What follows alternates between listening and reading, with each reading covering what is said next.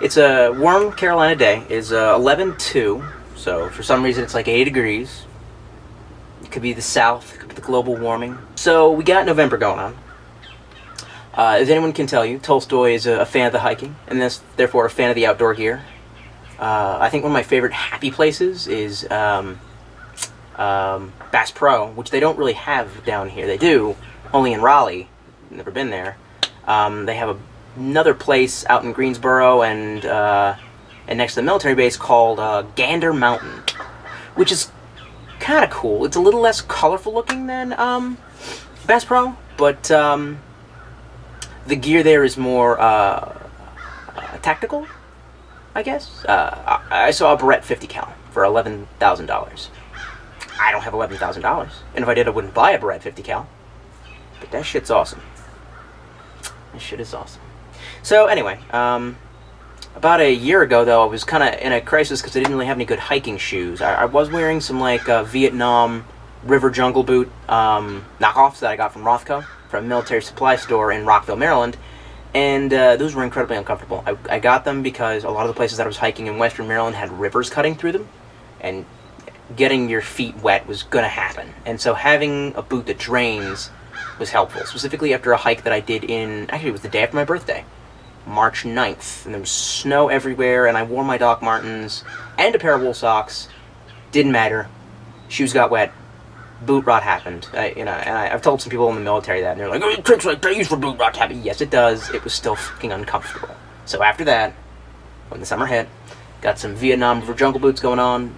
After a while, they feel like they're walking on razor blades. I don't know if it's because they have a steel plate in them, because I know that near the end of the Vietnam conflict, with so many soldiers falling into point jet pits, the company providing the boots for the American soldiers redesigned it to have a small, thin plate of steel in there. I haven't put a magnet to it, so I don't really know.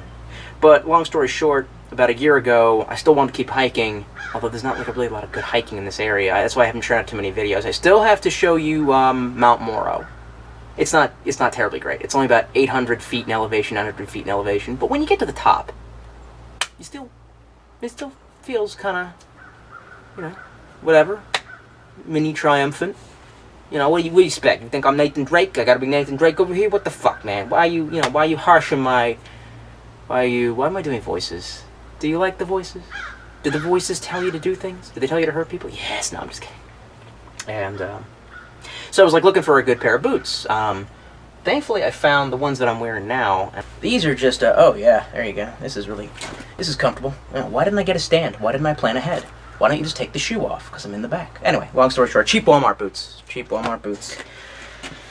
It's a brand called Brahmin, which they cost like $30, and they're almost like a cross between boots and tennis shoes. Made of soft ass leather. They're really super comfortable, and they're eventually gonna wear out, But I was looking around at some different shoe shops, and I found because I was actually looking at Tim's. I wanted to pick up a pair of Tim's, but I still haven't. And when I was looking at the Tim's, I ended up picking up a pair of these. Just move my little yellow cloth here. Yeah, these. Anyway, it says Carolina, built for work. The Carolinas have a lot of industry going on, which is nice. That's pretty much the only thing it's got going for it, is that it's one of the last places in America that has any industry. So yeah, Carolina has a lot of industry left. Mostly, I think, a lot of logging. And ironically, when I bought these boots, the lady behind the counter was like, "Oh, my husband's got a pair of these. He's a logger. He's a lumberjack. So he likes these shoes, and they felt pretty good, and they were on sale. I can't remember if I bought these a size bigger or not. I may have, because the whole thing is wear them a size bigger, because when you go hiking, your feet are going to swell. Let's see, what size did I get these mothers in? Oil resistant on the bottom? Huh, oh, it already says waterproof. That kind of makes the point of the video moot. But mink oil can still help soften up leather.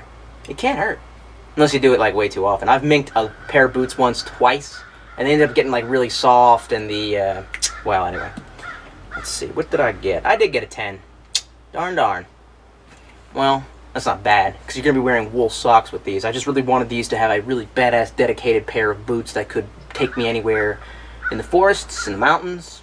The shoes that I'm wearing aren't bad, but I just, I really wanted a good pair of Judgment Day boots. And I had an old pair of Red Wings that an ex-girlfriend's father didn't want. Same shoe size as me, gave it to me, and those were damn good boots. That was the best thing I got out of that relationship. Pair of boots. And I wore them to the sole fell in. I should have probably gotten them resold. I regret that I didn't. But anyway. So, let's go. They have a weird symbol on the back. It's an E with a lightning bolt and either the 11 or the Roman numeral 2 in a box. I know, it's right there. Back of the boot. Not really sure what that means. Very good. Got that new textile smell. Anyway. Yep. Not much to say. That's what they look like. Very classy design. I don't like to have my boots be very busy. I specifically don't like them if they got a lot of space stuff in them. You know, Gore-Tex isn't bad. I believe this is lined with Gore-Tex. Yeah, that's Gore-Tex, all right. And the soles on these are padded. They feel nice and rubbery, which means that eventually... It could mean something. These could have really quality soles, but I fear that a lot of times when the soles are too padded and aren't very flat and reinforced, it often means that it's going to wear out, get a hole in it, and become uncomfortable, start chafing. But we'll see. We'll see. One of the cool things that she pointed out, the sales lady who told me about this, is if you notice the back of the shoe, the heel curves in. She called it like a chucked heel, a smucked heel, a chucked, a backwards, a back slaying, a stiletto heel, whatever the fuck. And it's supposed to help you kind of grip the side of a log as you're climbing up on top of it, which I felt like could really come in handy in some of my crazier adventures that I don't ever have anymore because I'm too poor to drive 5.5 hours to the west to get to the Appalachian Mountains. Because in the same 5.5 hour time frame, I could just go home. I could go home and see my friends. I've done my friends. Anyway, so yeah, mink oil. So these pretty much kind of don't need a coat, but I'm going to throw it on there anyway. It'll help soften up the leather. Easier to break in, and that's the thing, is I gotta start wearing these now on my days off so that by the time that I need them to go hiking in the winter, when I eventually get my fucking life together and do that, they'll be prepared. That's the one thing you gotta know about hiking shoes. You gotta break them in ahead of time. And the sturdier they are, the harder they are to break in. Trust me, they'll break you before you break. So, first thing you gotta do is take the dang... Yeah, actual tutorial starts at. First thing you gotta do is take the strings out. Actually, on this one I may not have to. I probably don't. The tongue isn't made of leather. It is, but it's not brushed leather. It's there's a term for that. Non-tanned. Tanning. Leather comes normally like this. It's rough and it has little furs on it, kind of. This has been tanned. Actually, you know what? Someone who knows the industry better is gonna have to explain it to me. This has been tanned. Tanning is removing the cow's fur. It doesn't have fur, but it's not smooth like this. This has already been treated. Somehow, some kind of treating, you know, I don't know. Usually Tolstoy knows the industry terms. You know, Daddy, you can't eat carpet. It's not carpet, it's Berber. That's an industry term. So yeah, usually Tolstoy, unfortunately, knows this stuff, but today he does not. On this he doesn't. I'm still going to remove the shoelaces. You kind of don't need to, because usually I will mink the tongue. But in essence, it's just getting the hell out of the way. I'll probably just mink one boot and then turn off the camera. I don't think you really care to see it twice. Usually I take the laces out to lube up the tongue, to get the tongue. Yeah, you gotta lube up that tongue, girl. That doesn't even make sense. That's not even sexual, that's just weird.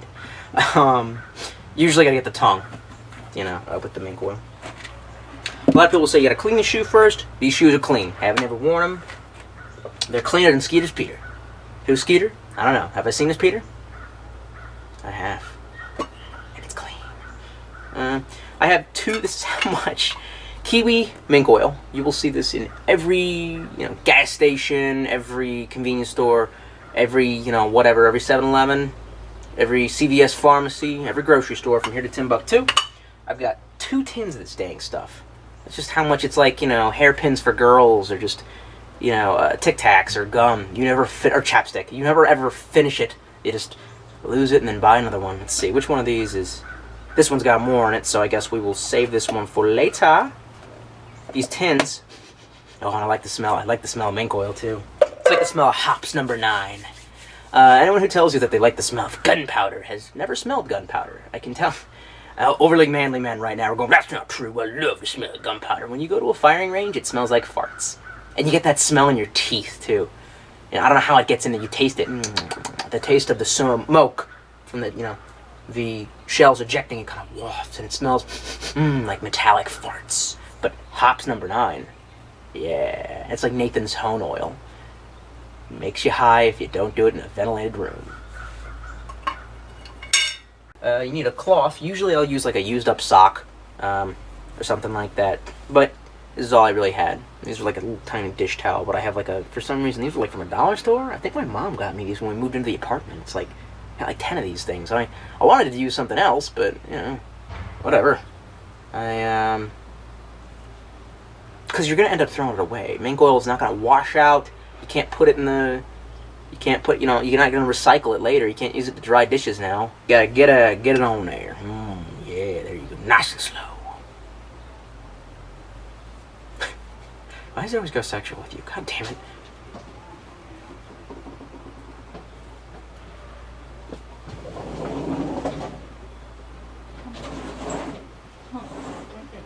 What is this? There you go. Pump, and then you said Pumpkin. Pumpkin. You're saying pumpkin. Pumpkin. It's like P-U-N. Nobody else questions me when I say this. I don't want it. I don't want to do this. I really don't care this house either.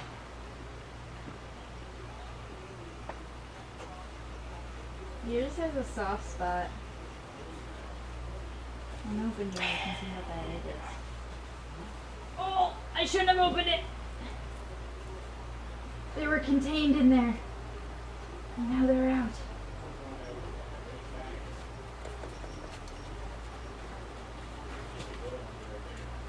Ugh. No, probably not. Why did we let them get this bad? Why did we get them so early? No, you know what? I'm blaming Walmart. They were sitting in Walmart too long. It was like a week before. Oh, that was good enough. I'm wondering where she was. Right here.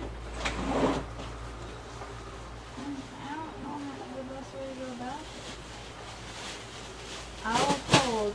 You put in.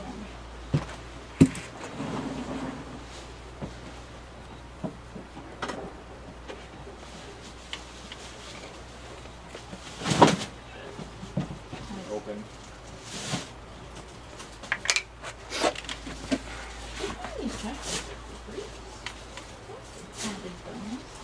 Yeah, I'm glad Mom first bought that kind, now we buy that kind. Eep! That's why I said there was a soft spot. There's one on the bottom too. Man. Thought my hand was gonna go through it. Hi. Gross. You're touching my face. So I mean my face is moldy.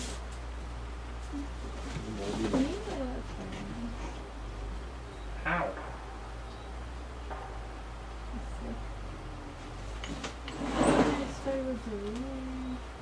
Okay, right now. Did you guys spray the room? Yeah.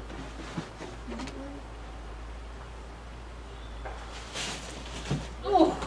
Right now that spider is coming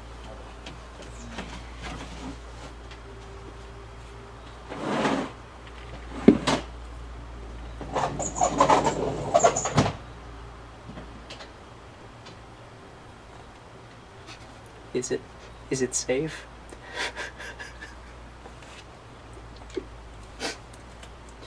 Oh my god. That was fantastic.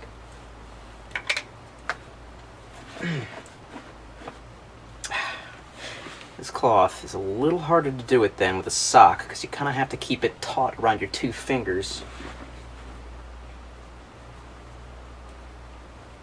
So you can kind of keep a control on, you know, kind of smearing it on there. And you just want to coat the entire boot, all the leather anyway, with a nice healthy sheen of this stuff. Yeah. But I've been going through a huge Metal Gear resurgence. I'm trying to play the series canonically. And I ended up actually picking up Metal Gear 5, even though I said I hated it. And I still sort of do. I don't know. I'm going to laugh through all of the bad parts about it. I can just take it at face value now. I think I've matured to the point where I can just say I either consider it canon or I don't.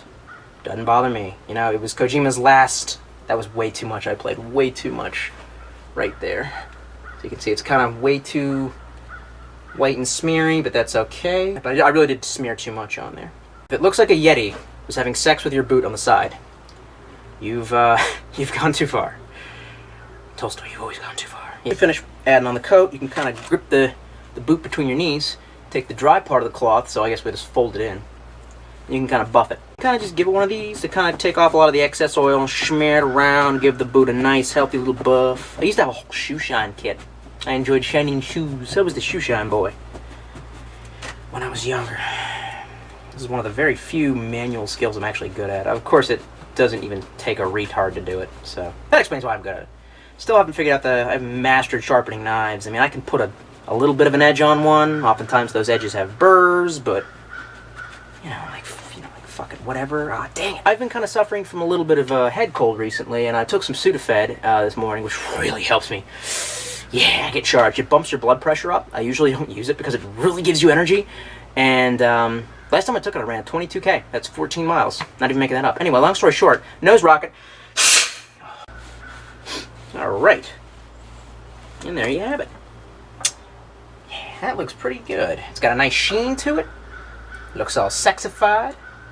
There's a few dry spots that I could have hit better.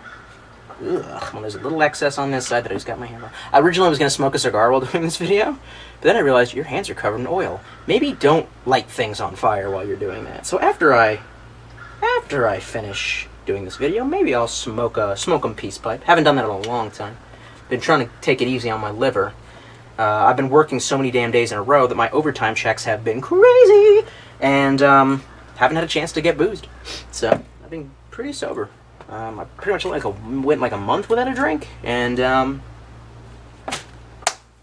this was a day off that I had, and it's the first time in a long time where I just didn't drink last night, so I could get up and go running and have the energy to do a YouTube video. I hope you enjoyed. There's that. Fat belly. Oh, look at the jelly belly. Here we go. Why did you waste money on a 3D printer? What are we going to use a 3D printer for? We can make coin cats. We don't need coin cats. I have a new tier on Patreon. For everyone who donates $50, they will get this insanely cheap, well-made, weird polystyrene, whatever the fucking plastic little beckoning coin cat thing that just got shat out of a machine. A machine just shat it out. Have you ever seen a machine take a shit? Because now I have.